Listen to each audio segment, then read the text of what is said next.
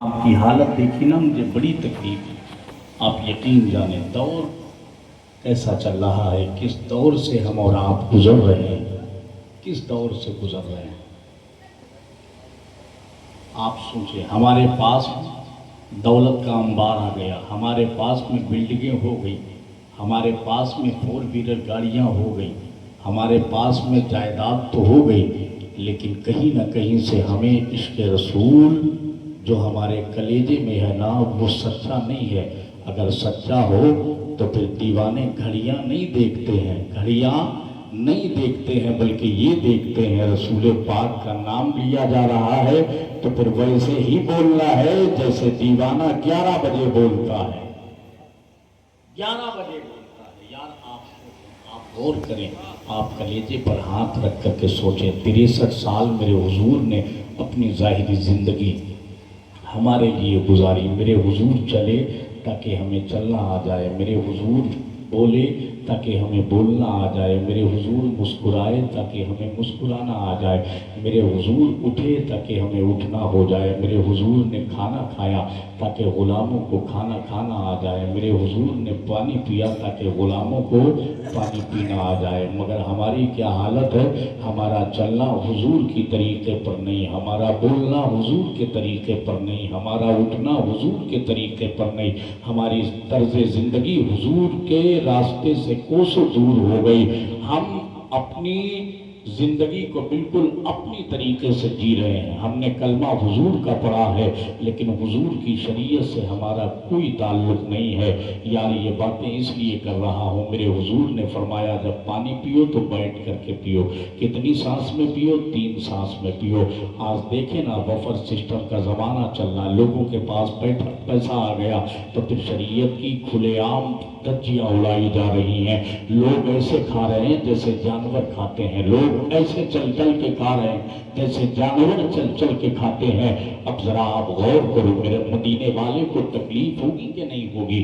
آمنہ کے لال کا دل دکھے گا کہ نہیں دکھے گا؟ عبداللہ کے لخت جگر کو تکلیف ہوگی کہ نہیں ہوگی؟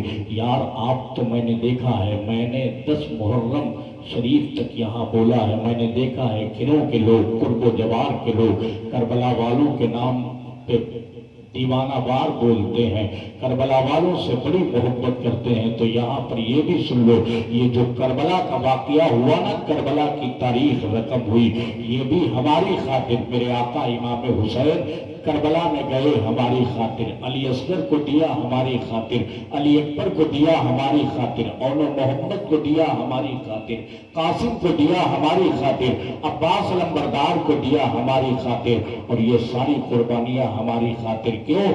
نانا مصطفیٰ کے غلاموں تک دین پہنچ جائے، قرآن پہنچ جائے، ایمان پہنچ جائے، شریعت کے قوانین پہنچ جائے. اور آپ جب آپ کھڑے ہو کر کے کھاتے ہوں گے، کھڑے ہو کر کے چلتے ہوں گے، تو آپ سوچو کربلا والوں کے دل پہ کیا بیتتی ہوگی، اور پھر مدینے والے کے آقا کے دل پہ کتنی تکلیف ہوتی ہوگی.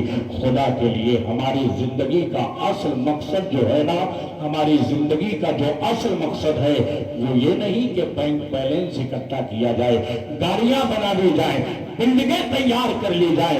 ہماری زندگی کا اصل مقصد یہ ہے کہ آمنہ کے لال سے دل لگا لیا جائے، عبداللہ کے لخت جگر سے دل لگا لیا جائے. اور جب تک ہم اپنے آپ کو پکا سچا مسلمان نہ سمجھے، جب تک کہ ہماری بولی یہ نہ ہو جائے انہیں جانا انہیں مانا نہ رکھا غیر سے کام، للہ الحمد میں دنیا سے مسلمان. یہ محفل ایک بچے کا انتقال ہوا، ایک ایسا حادثہ ہوا کہ اسے بیان کیا جائے تو بھی رونا آتا ہے. آپ سنیں گے آپ کو بھی رونا آئے گا. اللہ مغفرت فرمائے، اس بچے کی قبر پر رحمت و نور کی بارشیں عطا فرمائے. ایصال ثواب کی نیت سے اس محفل پاک کو سجایا گیا. غور سے سن لے میری بات کو.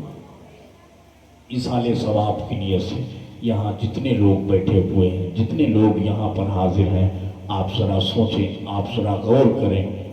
وہ ماں، وہ باپ جس نے اپنے بچے کو پروان چڑھایا ہو، جس نے اپنے بچے کو پالا ہو، یار ماں تو ماں ہوتی ہے نا، ماں کی ممتا بھی بڑی عجیب ہوتی ہے۔ وہ ماں جس نے 9 مہینے تک اپنے شکم میں رکھا ہو، اسے درد نہیں ہونے دیا، اس کے سارے درد برداشت کرتی رہی۔ جب وہ دنیا میں آیا 2 سال تک اسے اپنا خون جگر پلاتی رہی، اسے خون جگر پلا کے پروان چڑھایا۔ آپ کو پتا ہے اگر ڈاکٹر یہ کہہ دینا بائیں کروٹ نہیں سونا ہے تو پھر ماں کی ممتا تو ذرا دیکھو، ماں کی محبت تو ذرا دیکھو۔ 9 مہینے پورے ہو جائیں گے لیکن ماں بائیں کروٹ نہیں سوئے گی۔ کیوں؟ ڈاکٹر نے منع کیا ہے، اگر بائیں کروٹ سوئی تو پھر لال کو تکلیف ہو جائے گی۔ 9 مہینے تک بائیں کروٹ سوتی رہے، اگر ڈاکٹر کہتے دائیں کروٹ نہیں سونا ہے تو ماں دائیں کروٹ نہ سوئے۔ اگر ڈاکٹر کہتے تجھے سب سے زیادہ کون سی چیز پسند ہے، مجھے فلاں چیز پسند ہے، شروع سے نہ کھانا ورنہ جو تیرے شکم میں تیرا لال ہے، تیرا بچہ ہے، اسے نقصان ہوگا۔ ماں 9 مہینے تو 9 مہینے پوری زندگی کے لیے اس چیز کو چھوڑنے کے لیے تیار ہے۔ وہی بچہ جب دنیا میں آتا ہے پروان چڑھاتی ہے ماں، خون جگر پلاتی ہے ماں، اس کی ہر خواہش کو پورا کرتی ہے ماں۔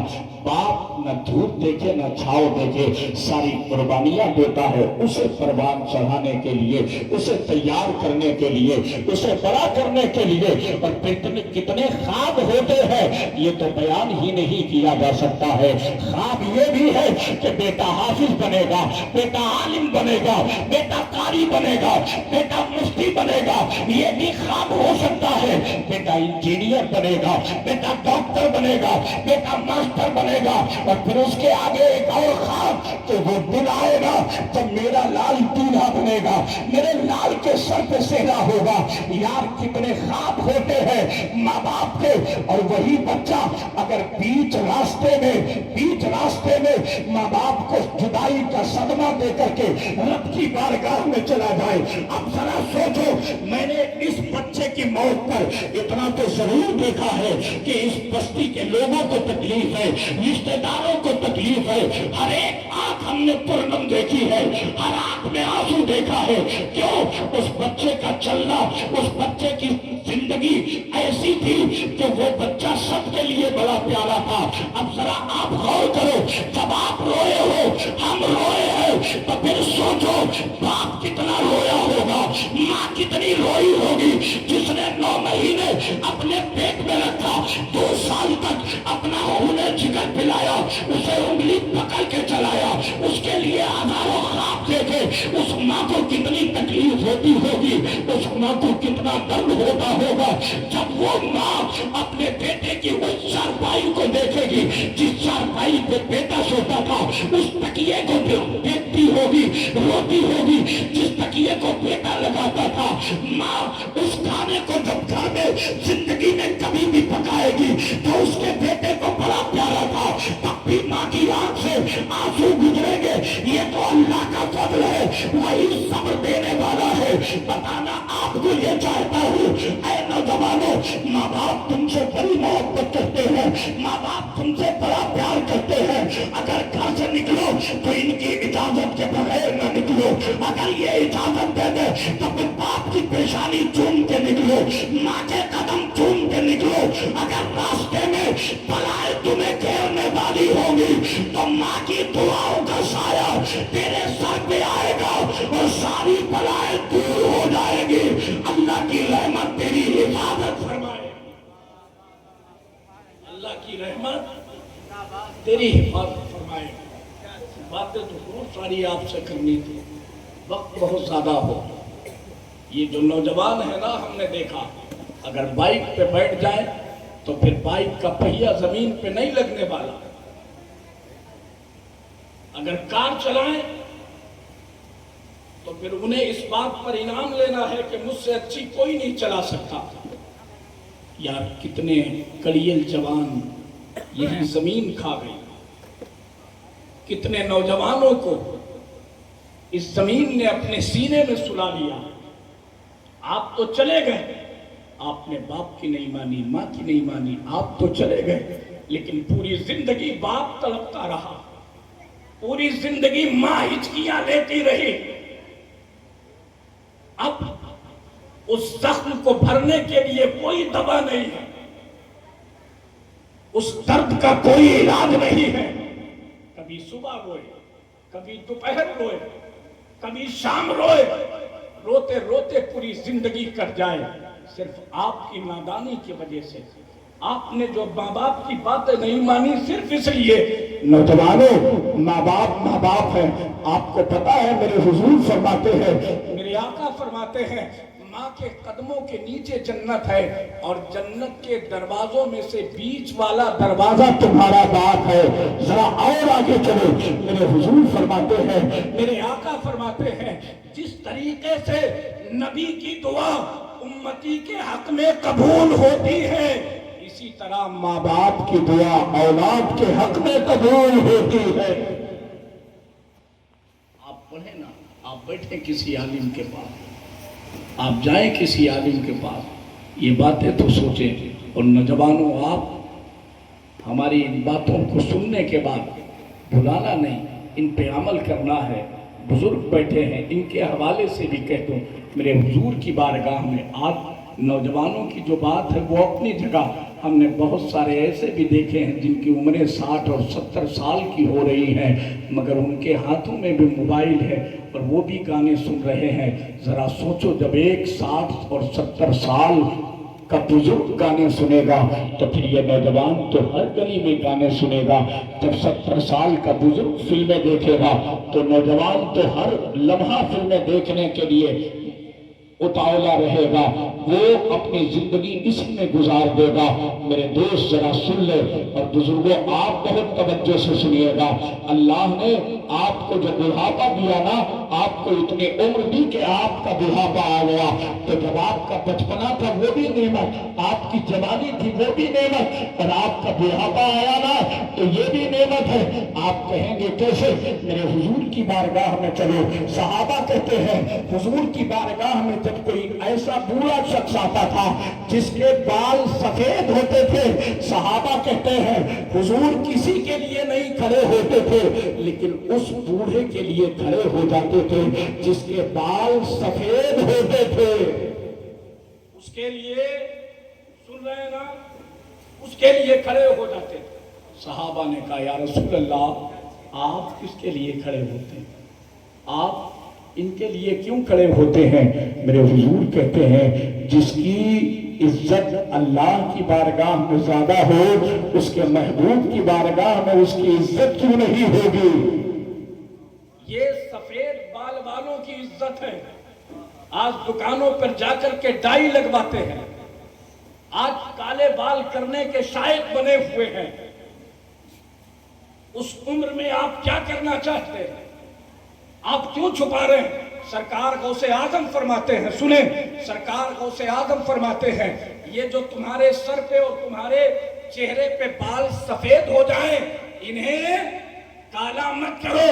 کہا گیا آقا کیوں؟ فرمایا یہ بزرگی کی علامت ہے، یہ بزرگی کی علامت ہے۔ میرے حضور فرماتے ہیں سفید بال والوں کی عزت اللہ کی بارگاہ میں ہے، اس لیے میں بھی ان کی عزت کرتا ہوں۔ صرف اتنا ہی نہیں، میرے حضور صلی اللہ تعالیٰ علیہ وسلم جب سفید بال والے کسی بزرگ کے ساتھ چلتے ہیں نا تو میرے حضور بار بار اس سے کہتے ہیں تم آگے چلو، تم آگے چلو، تم آگے چلو۔ اب ذرا سنو، میرے آقا فرماتے ہیں کالے بال والوں کے مقابل میں اللہ سفید بال والوں کی دعا جلدی قبول کرتا ہے۔ آپ جب بوڑھے ہوئے نا، اللہ نے آپ کی دعا میں اثر پیدا کر دیا۔ اب آپ دعائیں کریں گے تو آپ کی دعائیں زیادہ قبول ہوں گی۔ آپ اپنی اولاد کے حق میں دعا کیا کریں، اور خدا کے لیے آپ اپنی اس عمر میں کسی دنیا دار کی نقل نہ کریں۔ اگر آپ کو نقل کرنی ہے تو پھر کربلا کے حضرت عباس کی نقل کریں، حضرت عباس کی نقل کریں، حضرت عباس کی نقل کریں۔ میں آپ سے بہت تیزی میں 2-4 باتیں اور بیان کر کے رخصت ہو جاؤں، تھکے تو نہیں ہے؟ 10-5 منٹ اور ذرا کہہ دیں یا رسول اللہ، اور محبت سے کہہ دے یا رسول اللہ۔ یہ باتیں آپ سے اس لیے کر رہا ہوں، ہو سکتا ہے دو چار لوگ اگر مان لیں گے، سمجھ لیں گے، تو پھر اللہ ایسا دن کسی ماں باپ کی زندگی میں نہ لائے کہ اسے اپنا جوان بیٹا لہد کے حوالے کرنا پڑے، قبر کے حوالے کرنا پڑے۔ ایسا دن کسی ماں باپ کی زندگی میں نہ آئے۔ اور میں ان سے بھی عرض کرتا ہوں جن کا بیٹا چلا گیا، اللہ کی طرف سے جو ہونا تھا وہ ہو گیا، آپ صبر کا دامن نہ چھوڑیں، اللہ بہتر بدلہ دینے والا ہے۔ اللہ کے ہر کام میں حکمت ہے، اللہ کے ہر کام میں مصلحت ہے، مگر تدبیر ضروری ہے، تدبیر ضروری ہے۔ جتنے نوجوان بیٹھے ہیں بغیر ماں باپ کی اجازت کے آپ کسی کے ساتھ نہ جائیں۔ یار یہ دوست نہیں ہوتے ہیں جو برائی کی طرف لے جاتے ہیں، یہ دوست نہیں ہوتے ہیں جو آپ کو گناہ کی طرف لے جاتے ہیں، یہ دوست نہیں ہوتے ہیں جو آپ کو گناہ کے دلدل کی طرف کھینچتے ہیں۔ یہ دنیا کے ان شیطانوں میں سے ایک شیطان ہے جو خود جا رہے ہیں گناہ کے دلدل میں اور تمہیں بھی لے کر کے جا رہے ہیں۔ مولا علی فرماتے ہیں سچا دوست وہ ہے جو نیکی کے راستے پہ لے کر کے جائے۔ سچا دوست وہ ہے جو نیکی کے راستے پہ لے کر کے جائے۔ کسی نے آپ کی کلائی پکڑی اور کہا چل فلاں جگہ ڈی جے بجتا ہے چلیں، فلاں جگہ نوٹنکی ہے چلیں، فلاں جگہ آرکیسٹرا ہو رہا ہے چلیں، سمجھ جانا یہ میرے دوست کے بھیس میں شیطان ہے جو مجھے گناہ کی طرف لے کر کے جا رہا ہے۔ اگر سچا دوست ہوتا تو پھر مولا علی کے فرمان کے مطابق یہ لے کر کے جاتا تو مسجد کی طرف لے کر کے جاتا، یہ لے کر کے جاتا تو حضور کے ذکر کی طرف لے کر کے جاتا، اگر یہ لے کر کے جاتا تو اللہ والوں کے مزارات کی طرف لے کر کے جاتا۔ تو خدا کے لیے ہاتھ جوڑ کے آپ سے کہتا، ماں باپ کا دل دکھا کر کے اپنے ان دوستوں کا دل نہ خوش کریں جو دوست تمہارا دوست ہے ہی نہیں بلکہ وہ تمہارا دشمن ہے۔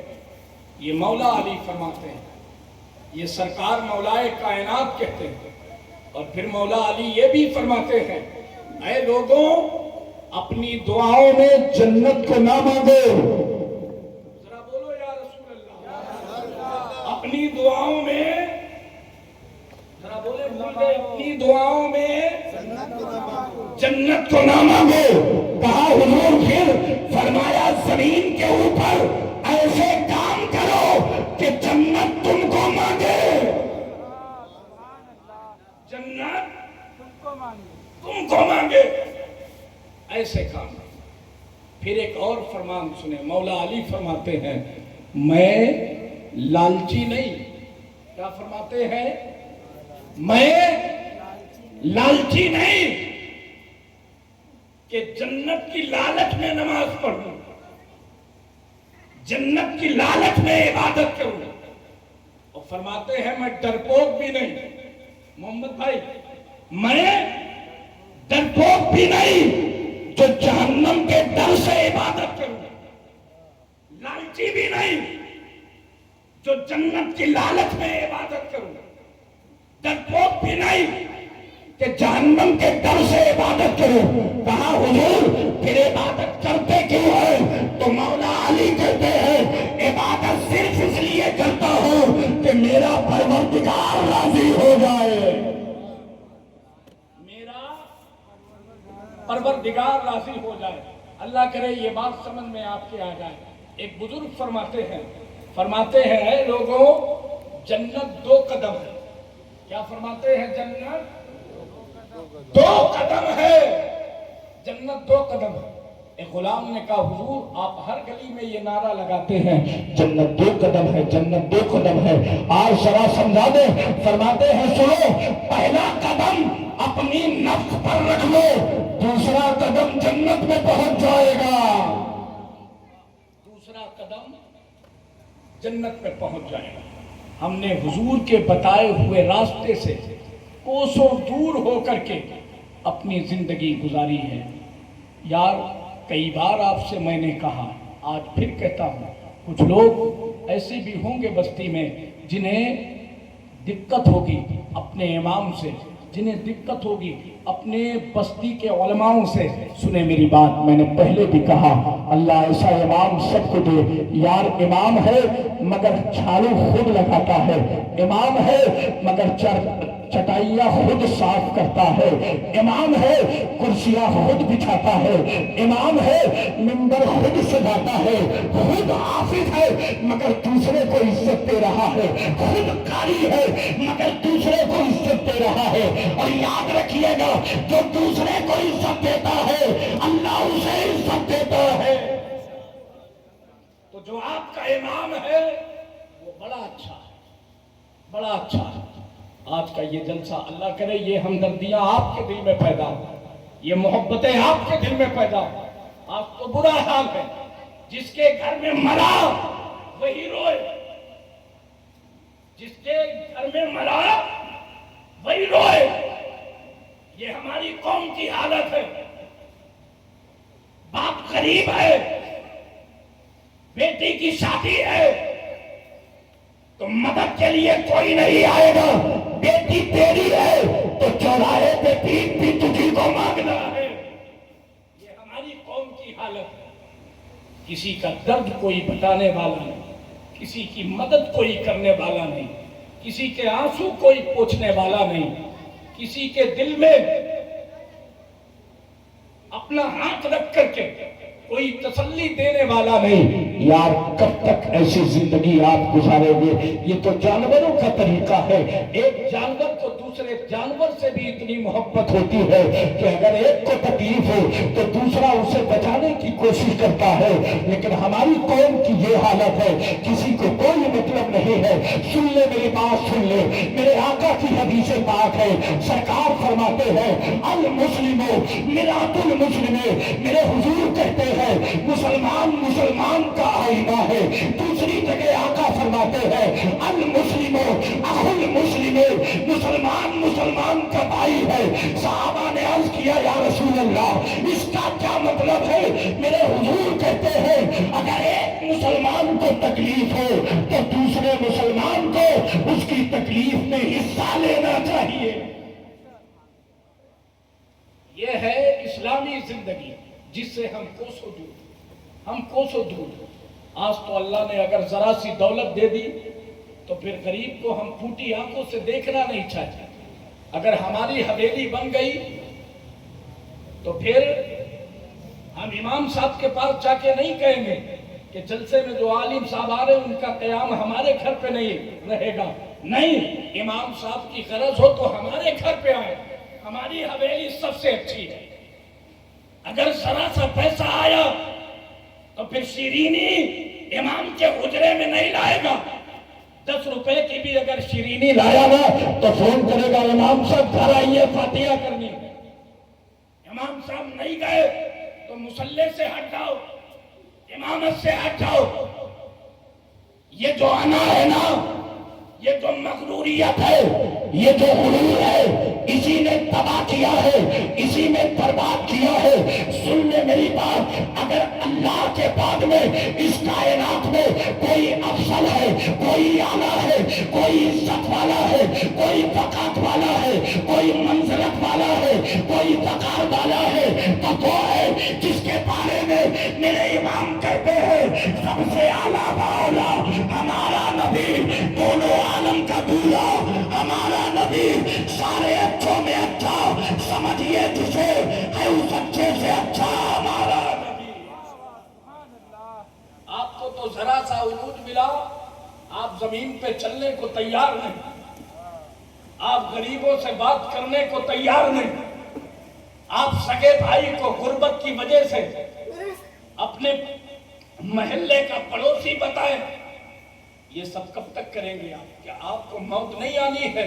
सुन ले मेरी बात, जिस तरीके से आप 15-16 साल का बेटा